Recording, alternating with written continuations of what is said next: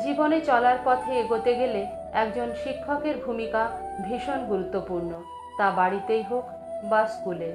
স্কুলে যখন থাকি, পুঁথিগত বিদ্যা, প্রযুক্তিগত বিদ্যা, পারিপার্শ্বিক জ্ঞান আরও নানান বিষয়ে আমাদের শিক্ষাদান করেন আমাদের শিক্ষকগণ। তবে সেখানে আমরা থাকি 6 থেকে 7 ঘন্টা।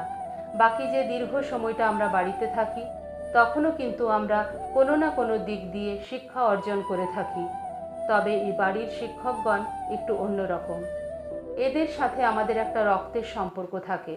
এখানে বাবা মা, দাদু ঠাকুমা, ভাই বোন, কাকা পিসি আরও অনেককে নিয়ে আমাদের পরিবার তৈরি হয়। এই পরিবারের মানুষগুলো আমাদের সব সময় পড়তে বসানোর মতো করে শিক্ষা দেন না। তাদের আচরণ, কথাবার্তা, অতিথি পরায়ণতা, নমনীয়তা, সভ্যতা দেখে দেখে আমরা বড় হই। আর কখন যে তাদের অনুসরণ করতে শুরু করি বুঝতেও পারি না। তবে সবসময়ই যে পারিবারিক শিক্ষা আমাদের সুশিক্ষিত করে তা কিন্তু নয়। তবে কি আমাদের গুরুজনেরা আমাদের খারাপ শিক্ষা দেন? না, তাও ঠিক নয়। তারা ইচ্ছাকৃতভাবে আমাদের খারাপ শিক্ষা দেন না, কারণ কোনো মা বাবাই চাইবেন না তাদের সন্তান খারাপ হোক। আসলে তারা বুঝতেই পারেন না তারা কিছু ভুল করছেন। তাদের অজান্তেই তাদের কিছু আচরণ আমরা অনুকরণ করে ফেলি। দাদু ঠাকুমার সাথে বাবা মায়ের কথার অমিল হলে বাবা মা যখন তাদের অশ্রদ্ধা করে কথা বলেন, তখন আমরাও ধরে নিই এটাই হয়তো ওদের প্রাপ্য।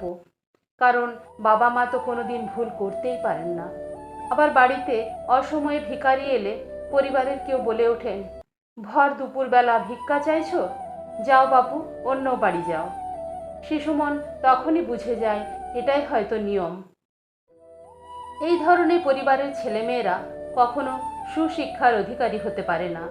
আরেকদিকে যে পরিবারে বড়রা আত্মীয় স্বজন, বন্ধু বান্ধব, পাড়া প্রতিবেশী, ভিখারি, কাজের লোক, ধনী গরিব নির্বিশেষে সকলের সাথে বিনীতভাবে কথা বলেন, প্রয়োজনে অপ্রয়োজনে সকলের পাশে দাঁড়ান, সেই পরিবারের ছেলেমেয়েরাও তাদের অনুসরণ করে।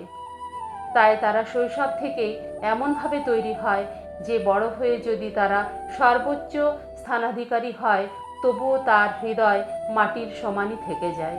আসলে আমাদের গোটা পৃথিবীটাই একটা বিশাল পাঠশালা।